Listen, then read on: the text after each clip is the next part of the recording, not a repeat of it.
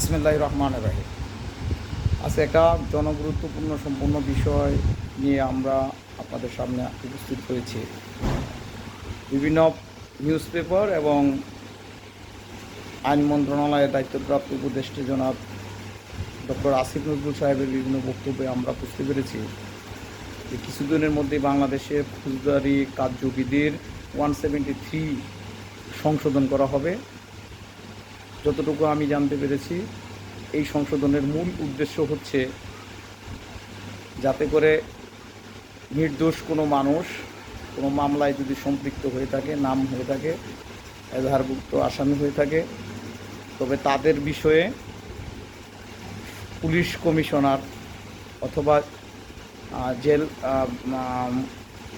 SP সাহেব অথবা অন্য কোনো ঊর্ধ্বতন কর্তৃপক্ষের নির্দেশে তদন্তকারী কর্মকর্তা উক্ত ব্যক্তির বিষয়ে সম্পৃক্ততার বিষয়ে বিজ্ঞ আদালতের একটা ইন্টারিম রিপোর্ট দাখিল করবেন এবং উক্ত রিপোর্টে যদি ওই ব্যক্তিদের সংশ্লিষ্টতার বিষয়ে কোনো বিষয় না থাকে, কোনো কিছু না থাকে, তাহলে সংশ্লিষ্ট ল্যান্ডেড ম্যাজিস্ট্রেট তাদেরকে ওই মামলা থেকে অব্যাহতি দিতে পারবেন। তো এটার উদ্দেশ্য খুব সুন্দর হলেও আমাদের বাংলাদেশের পরিপ্রেক্ষিতে এটার ভিন্ন দিক আছে। মেরিটের চেয়ে এটা ডিসমেরিটই বেশি হবে। কারণ হচ্ছে যে মেরিট বেশি হবে এই কারণে আমি বললাম, যে সমস্ত বিষয় নিয়ে এই সংশোধনীটা করতে যাচ্ছে সেটা সুফলের চেয়ে কুফল বয়ে আনবে বেশি। কারণ বাংলাদেশের যে সমস্ত পুলিশ অফিসার আছেন তারা বেশিরভাগই তাদের পুলিশ সদস্যদের হয়ে কাজ করবেন। 5ই আগস্টের পরে যে সমস্ত মামলাগুলি হয়েছে, অনেক মামলায় পুলিশ এজাহারভুক্ত আসামি আছেন। এখন পূর্ণাঙ্গ তদন্ত না হয়ে যদি ইন্টারিম তদন্ত রিপোর্টের ভিত্তিতে তাদের বাদ দেওয়া হয়, তাহলে বেশিরভাগ ক্ষেত্রে দেখা যাবে বাংলাদেশের এজাহার নামে যে সমস্ত পুলিশ আছেন আসামি হিসাবে তাদেরকে খুব দ্রুত এই মামলাগুলি থেকে অব্যাহতি দেওয়া হবে। এটা একটা পূর্ণাঙ্গ প্রতিবেদন না, কোনো সাক্ষীর জবানবন্দি 161 রেকর্ড করার কোনো বিধান নাই। তাহলে পূর্ণাঙ্গ প্রতিবেদন ব্যতি রেখে যদি কোনো আসামি কোনো অপরাধ করার পরও ছাড় পেয়ে যায়, তাহলে একটা ন্যায় বিচার বিঘ্নিত হওয়ার পথে গুরুত্বপূর্ণ ভূমিকা পালন করবে এই অধ্যাদেশ অথবা এই সংশোধনী। আমাদের বিনীত নিবেদন থাকবে যাতে করে এই ফৌজদারি কার্যবিধির 173 সংশোধন না করা হয়। যদি কোনো আসামি ভুলক্রমে অথবা শত্রুতামূলকভাবে কোনো মামলা এজাহারভুক্ত থাকে, তদন্তে যদি তাদের নাম অপরাধের বিষয়ে তাদের সংশ্লিষ্টতা না পাওয়া যায়, তখন তদন্তের কর্মকর্তা তাকে গ্রেপ্তার না করলেই পারেন। কিন্তু ইন্টারিম একটা তদন্ত রিপোর্ট বিজ্ঞ আদালতে দাখিল হলে এটা সুফলের চেয়ে কুফল বেশি বয়ে আনবে। কারণ এখানে যেভাবে সংশোধন করা হবে বলা হচ্ছে যে পুলিশ কমিশনার, পুলিশ সুপার তারা নির্দেশ দিবেন তদন্তকারী কর্মকর্তাকে, মৌখিক নির্দেশ। এখন তদন্তকারী কর্মকর্তা কিসের ভিত্তিতে এই রিপোর্টটা দিবেন সেটার কোনো পূর্ণাঙ্গ বিষয় থাকছে না। আমাদের ফৌজদারি কার্যবিধির একটা অন্যতম বিষয় হচ্ছে যে অপরাধ সংঘটিত হয়েছে সে বিষয়ে সাক্ষীদের জবানবন্দি 161 রেকর্ড করা হয় এবং ওই রেকর্ডের ভিত্তিতে যদি তার কোনো সংশ্লিষ্টতা না পাওয়া যায়, তখন পুলিশ প্রতিবেদনে ফাইনাল রিপোর্ট দেওয়া হয় অথবা তার নাম বাদ দেওয়ার জন্য, অব্যাহতি দেওয়ার জন্য একটা চার্জশিটে উল্লেখ থাকে। আর এখানে যে বিষয়টা করা হচ্ছে যে ইন্টারিম একটা রিপোর্ট জমা দিয়ে দিলেন যে না ওনারা এই কাজে অথবা এই অপরাধে সংযুক্ত ছিলেন না, আসামি পার পেয়ে গেল। শুধুমাত্র পুলিশের ক্ষেত্রে যে এটা তা না, বাংলাদেশে অনেক প্রভাবশালী লোক আছেন, টাকাওয়ালা লোক আছেন, যার অপরাধ করলে যদি তার বিরুদ্ধে মামলা হয়, তখন দেখা যাবে যে প্রভাব বিস্তার করে এই এসপি তারপরে পুলিশ কমিশনার তাদের দিয়ে একটা অন্তর্বর্তীকালীন রিপোর্ট দিয়ে দিল যে না, তার বিরুদ্ধে কোনো সংশ্লিষ্টতা পাওয়া যায় নাই। তখন সে বিচারের মুখোমুখি না হয়েই ওই সংশ্লিষ্ট অপরাধ থেকে মুক্তি পেয়ে যাবেন। এতে বাংলাদেশে অপরাধের সংখ্যা বাড়বে। বর্তমানে বিদ্যমান ফৌজদারি কার্যবিধির 173 যেইভাবে আছে, এটা খুব সঠিক একটা পদ্ধতি মামলা করার সময় যদি কোনো কারো নাম কেউ শত্রুতামূলকভাবে দেয়, তাহলে মিথ্যা মামলা করার জন্য তার বিরুদ্ধে শাস্তির বিধানও আমাদের প্যানাল কোডে আছে। তাই আমি মনে করি যে রাজনৈতিক কারণে যদি কোনো কেউ হয়রানির শিকার হয়ে থাকেন, সেক্ষেত্রে মামলা দ্রুত তদন্ত শেষ করে তাদের বিরুদ্ধে যদি সংশ্লিষ্টতা না পাওয়া যায়, তাহলে ফাইনাল রিপোর্ট দেবে, অথবা চার্জশিটে যদি অন্য অনাসীম সংশ্লিষ্ট পাওয়া যায়, চার্জশিটে তাদের নাম থাকবে, আর বাকি যারা জড়িত ছিল না তাদের নাম নট সেন্ট আপ এনসিএস হবে।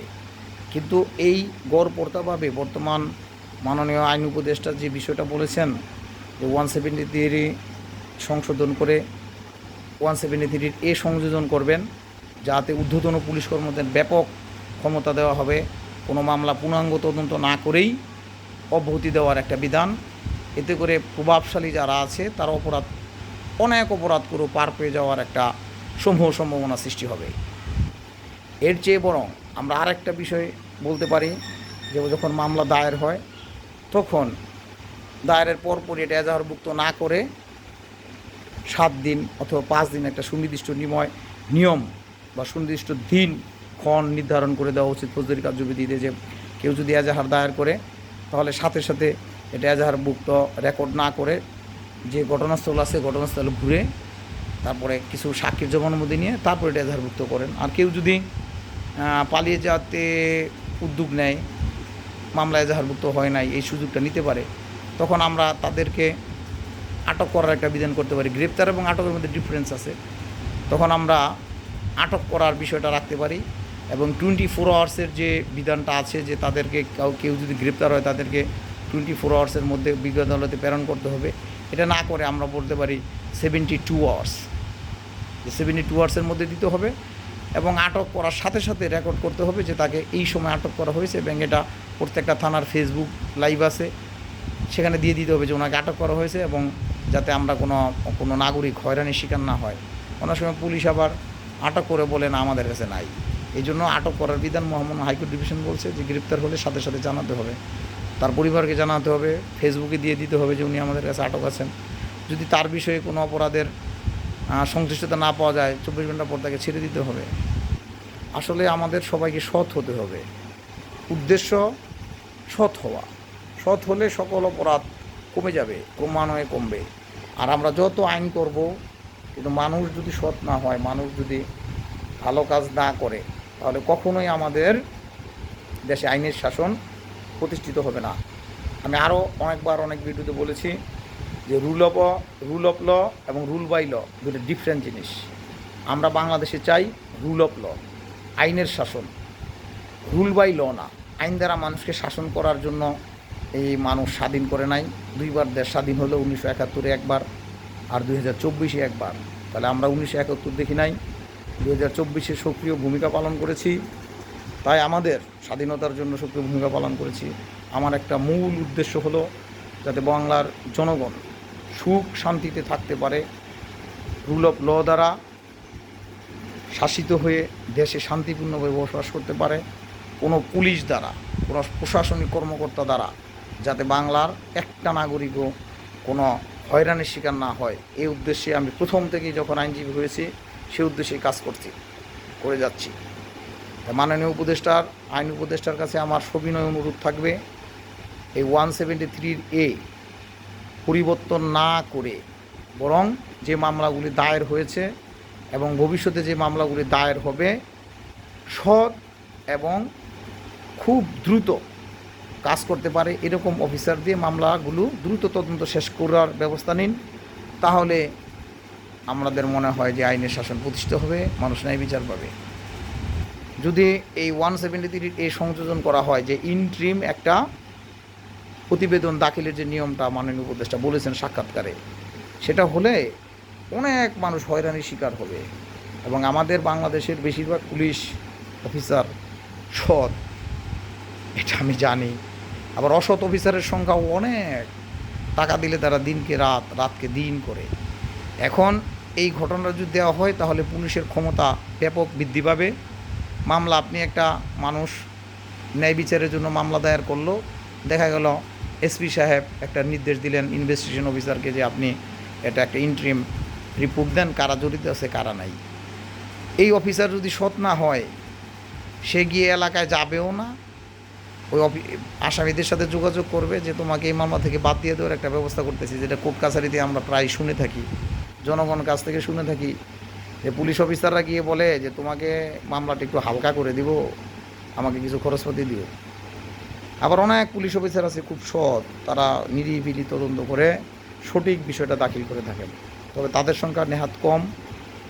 আর যারা এই যে মামলা হালকা করার বাণিজ্যে নিয়োজিত আছেন, তারা এই সুযোগটা পেয়ে আসামিদেরকে বলবে তোমাদেরকে আমরা জজ, মনে করেন একটা হত্যা মামলা, সে ওই আর দায়রা কোর্টে যাইতে হইব না, তোমার ম্যাজিস্ট্রেট কোর্টে যাবা, আমি একটা রিপোর্ট দিয়ে দিব এক পাতার যে তার সংশ্লিষ্ট পাওয়া যায় নাই, বাস শেষ। আর একটা বিষয় আছে, আমি একটু ডিটেলস বলছি, যদিও তাড়াতাড়ি বলছি, যে ভুল বলে আপনারা ক্ষমা সুন্দর দৃষ্টিতে দেখবেন।